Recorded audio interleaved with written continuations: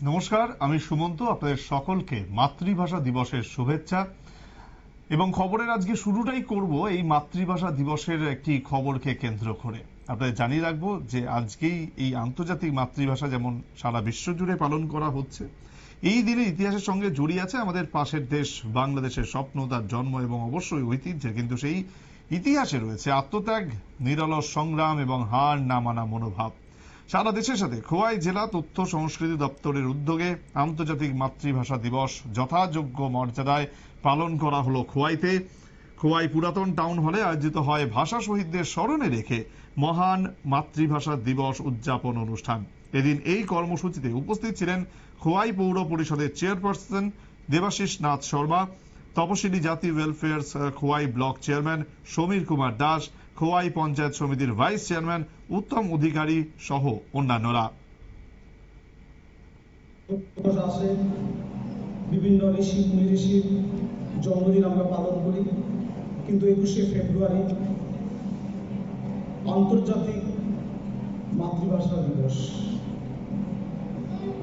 ভাষার জন্য কোনো দেশ স্বাধীন হয়েছে বা ভাষার জন্য কোনো জাতিকে আন্দোলনে নামতে হয়েছে, সে জাতি বাঙালি জাতি। এটা আমাদের প্রতিটি বাঙালি অন্তরে এটা প্রতীত আছে। প্রথমে আপনারা জানেন আমাদের দেশ স্বাধীন হয়েছিল 47 সালে।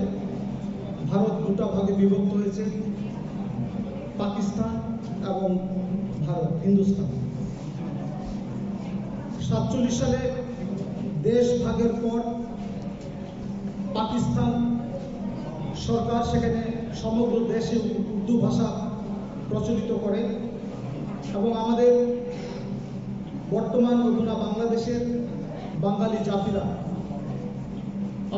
49 সালে বাংলা ভাষাকে রাষ্ট্রভাষা হিসেবে স্বীকৃতি দেওয়ার দাবিতে লড়াই শুরু করে।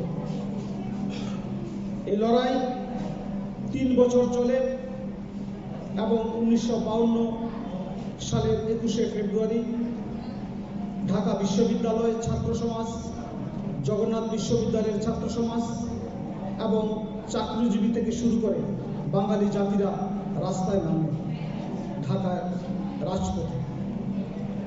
এই আন্দোলনকে থামিয়ে দেওয়ার জন্য স্বৈরশাসক পাকিস্তান সরকার আমাদের বাঙালি ভাইদের বুকে আজকের এই যে অনুষ্ঠান, আন্তর্জাতিক মাতৃভাষা দিবস উদযাপন অনুষ্ঠান, সেখান থেকেই জেলার সমস্ত সাংবাদিকদের সংবর্ধনাও দেওয়া হয়। সময় একটা বিরতির, সঙ্গে থাকুন।